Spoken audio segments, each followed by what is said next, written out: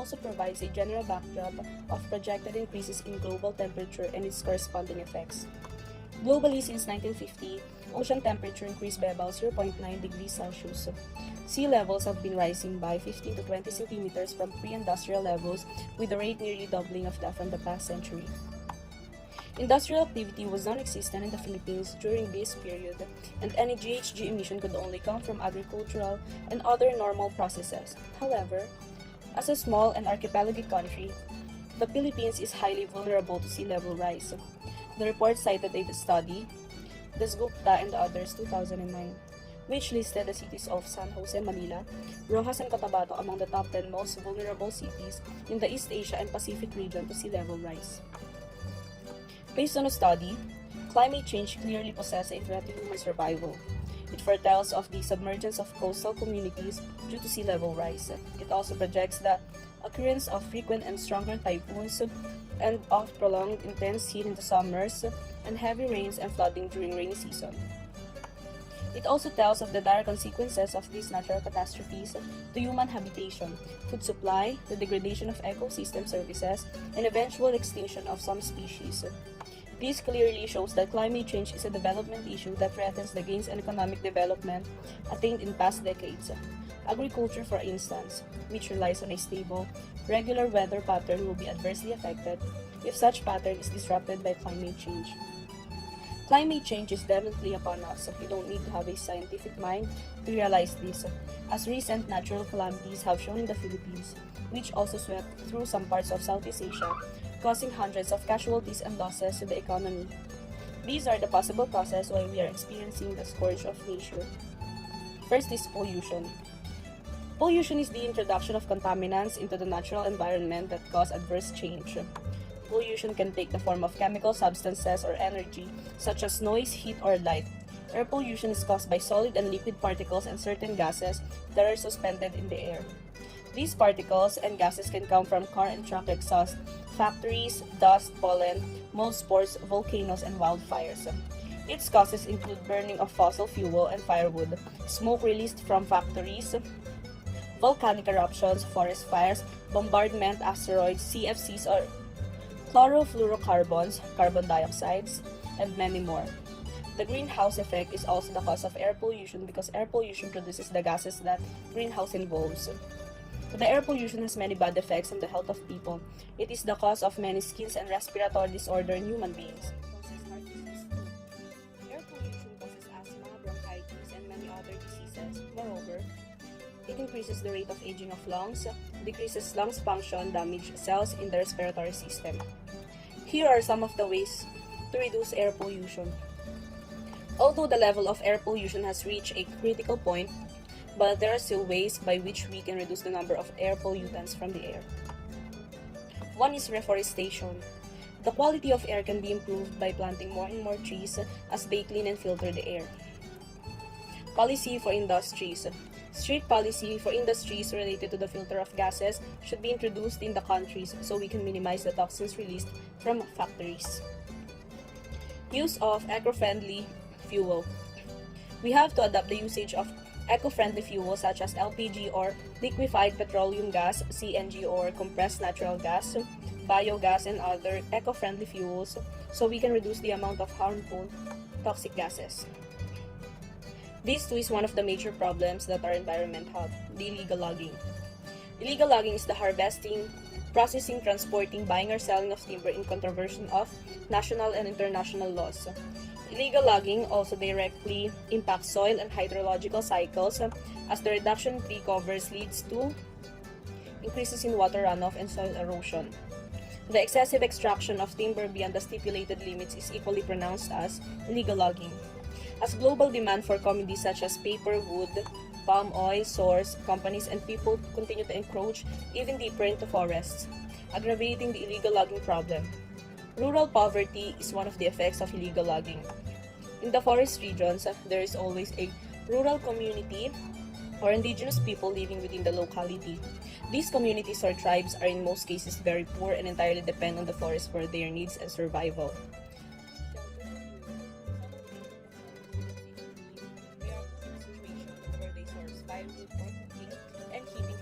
That encourages the practice of constant illegal logging.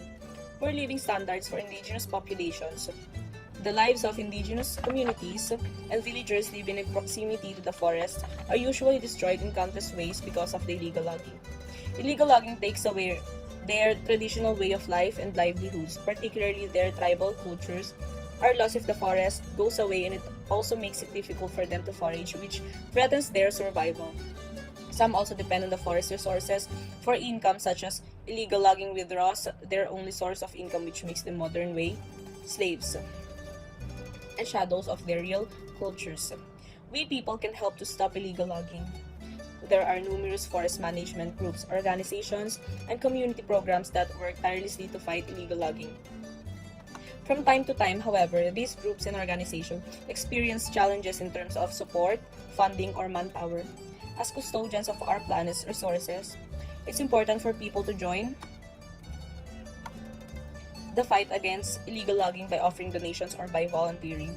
It can be as simple as volunteering a few hours per week, making monetary donations, or funding campaigns to organizations such as the Forest Stewardship Council, Greenpeace, and the World Wildlife Fund, also spreading the word about the impacts of illegal logging through blogs, social media, political groups, and community programs can help people understand the issues at hand, which can eventually help address the matter. Kababae mong tao, hindi ka marunong magluto. Ba't ka nagbubuhat? Panlalaki yan, tigil mo yan. Kababae mo eh. Hindi ka magsuot. Palitan mo yan, di yan dapat din yung suot ng mga babae. Have you heard any of those phrases? Hi, my name is Anika, and today we're going to talk about gender equality in the Philippines. Based on the Philippine Commission on Women, or PCW, the Philippines remains a top country in Asia in terms of closing the gender gap, according to the Global Gender Gap Report 2020 of Economic Forum. The report shows that the Philippines has closed 78% of its overall gender gap, garnering a score of 0.781, down by 1.8% from last year, which is 2019. With this, it ranks 16th out of 153 countries with narrowest gender gap, dropping by 8 notch from its place last year. After hearing this given statement at the beginning of this video, I wonder, where do they get those ideas that the Philippines have the closest gender gap in Asia?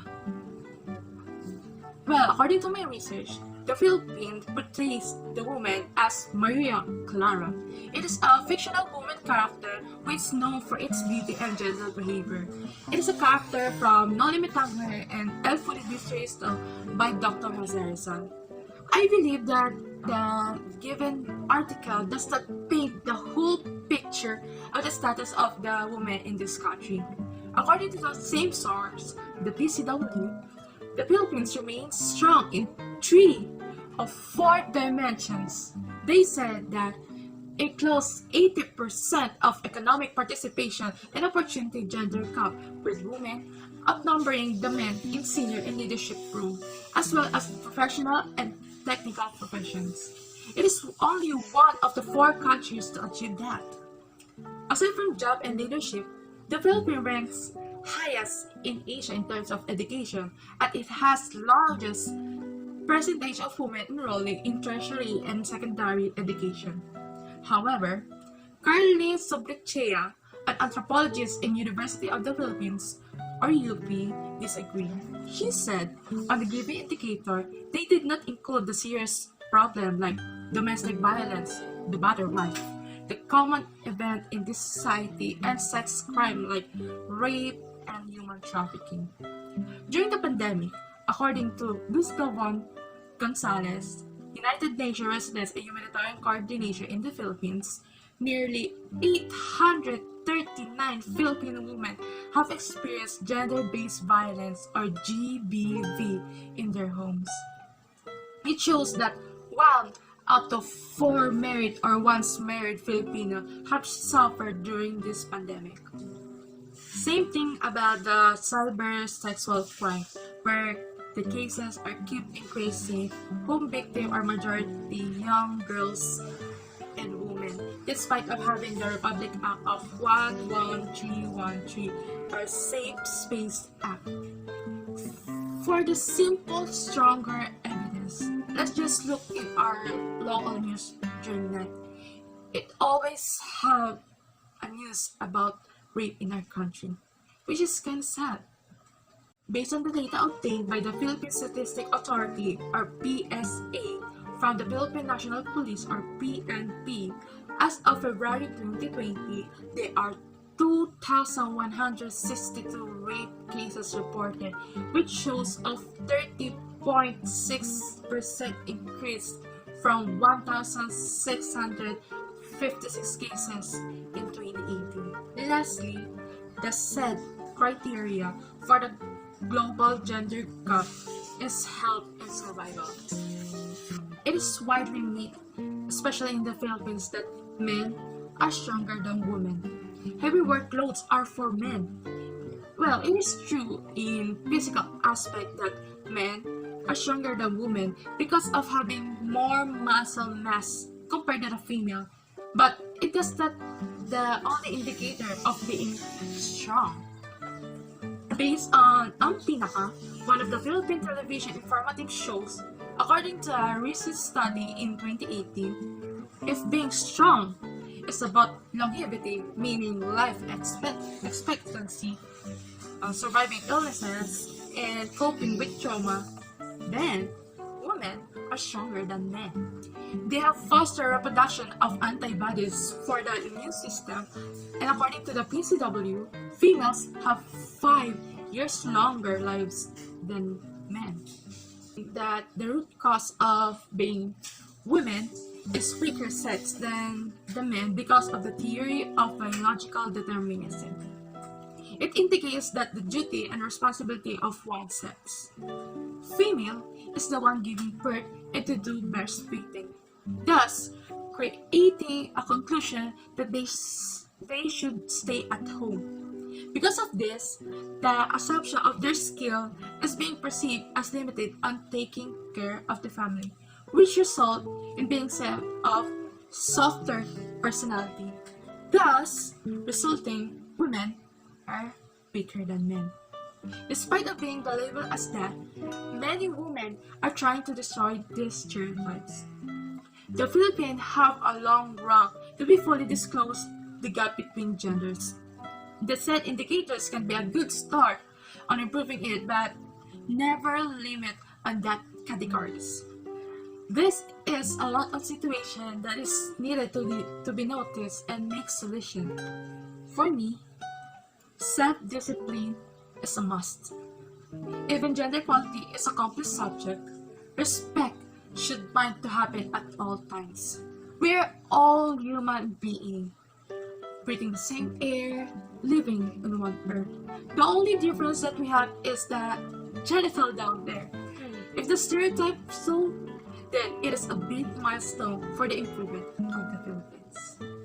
That's all, and I hope that you learned something for today. Paalam! What is freedom of media? According to the Commission on Security and Cooperation in Europe, it is the fundamental right of various forms of media, including print, radio, television, and online media, to operate freely in society without government control, restrictions, or censorship. In my own words, it is basically a right to express and communicate of such media to the people. Moving on, our topic is about determining the culturally appropriate terms, expression, and images in a Southeast Asian country, which is our country, the Philippines. You might be wondering what is the relevance of this freedom of media to our topic. To be honest, it is quite simple to relate and take into consideration. As a matter of fact, it can be written down in a sentence. People might have freedom of media. However, it should not put aside and overrule the essence of delicacy and ethics in using the media. Meaning, people are free to express and communicate their ideas and emotions. Nonetheless, they should not forget that there are different norms and cultures in every nation. To further explain this, imagine an African American man always saying the N-word to any Asian man on Facebook or whatever social media platform because it is the norm at his place in speaking casually to someone. It is correct that he expresses his emotions as somewhat friendly and vibing in the media. However, it is inappropriate and cringy to the receiver, especially when it is audible. To correct this approach in communication, he can use the counterpart slang, which is lodi or lods and buddy. These are some examples of commonly used and acceptable words in our society in the media nowadays. In this way, the communication would not look like out of place even though the context is exactly the same. Furthermore, the approach would not alter the context and intent, which is a common problem in communication. With just a few inappropriate details can make the biggest impact in communication. With these things said, and to conclude, it is crucial to know and be aware of these details which seem appropriate for you but not for others. Before ending my speech, here are some examples of culturally appropriate terms and expressions in communication in the Philippines. The first example is the use of po and opo for formal and semi-formal conversations to show politeness. Second is the use of boss, chief, madam or sir for casual or informal conversations while still showing some politeness. The third is opening the mouth when not understood or heard. The fourth is lips and eyebrow gestures when agreeing, directing, and feeling startled. The fifth example is lowering the head while extending arms when interrupting or want to be excused.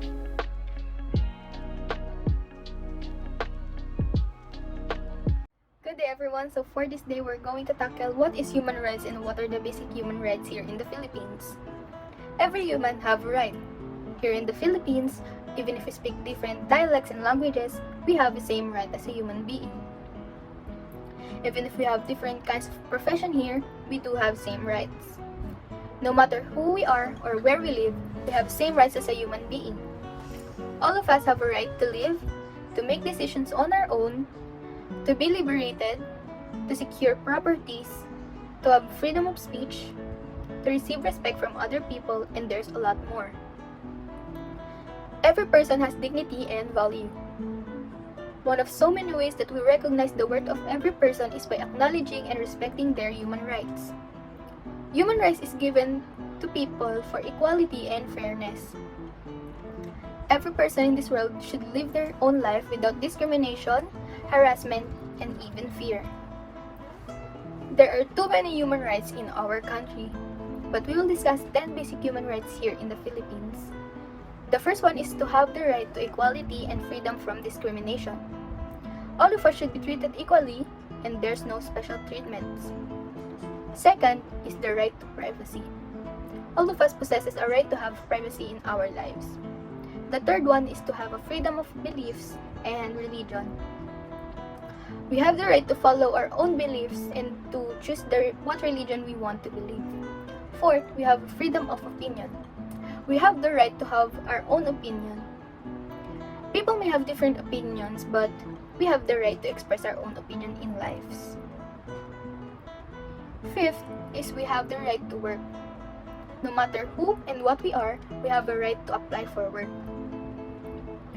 The sixth one is we have the right to education. Growing up, all of us have a right to education. We have the right to finish our studies. We also have a right to be educated.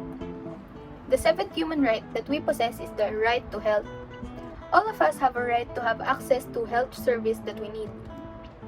Whenever and wherever we need health service without suffering financial hardships. No one should be sick and die just because they are poor and because they can't access their health service. No matter what is our state in life, we have the right to have an access to the health service. 8. We have the right to food and housing. We also have the right to have food and to be fed. We have the right to eat whatever food we want. We have the right to be full every day. We also have a right to eat 3 times a day. No one should feel hungry. We also have a right to have home to live. We have the right to have permanent home, and we have the right to build our shelter that we can call our own home. In my opinion, one of the best human rights that we possess is the ninth human right. The ninth human right that we possess is the right to equality before law. It is known as the equality under the law. Equality before law means that every invisible is equal in eyes of the law. Everyone must be treated equally under the law regardless of race, gender, national origin, color, ethnicity, religion, disability, or other characteristics without privilege, discrimination, or bias. The last and the 10th human right that we will discuss is to have freedom from torture and degrading treatment. You have a right not to be tortured and treated in inhuman or degrading way is absolute. This means it must never be limited or restricted in any way. For example, a public authority can never use lack of resources as a defense against an accusation that it has treated someone in a inhuman or degrading way. These are just a few human rights that we have. Human rights is universal. It can be applied in every country and every person in this world. These laws can be passed to generation by generation. These rights will always be our rights no matter who or what we are. These human rights may help us every single day of our lives. No one must disobey your rights as a human. These rights can be our protection from other people. In our world today, more and more people have become aware, thus aspire to live in an environment that protects the universal standards of human rights. Human rights are the source of strength and power for people. They enable us to continue to work for peace, prosperity, progress, and sustainable development. The cause of human rights enlivens our commitment to the realization of the fullness of life. This is our collective task as a people in solidarity with all the people of the world. You must learn what are your rights. So that's all for this day. I hope you learned something new from each and every one of us. I hope you apply it in your own lives. Thank you.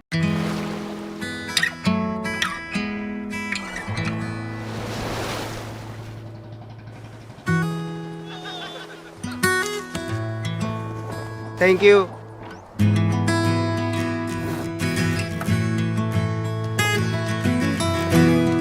Thank you.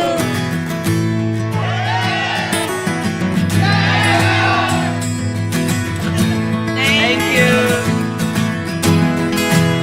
Thank you.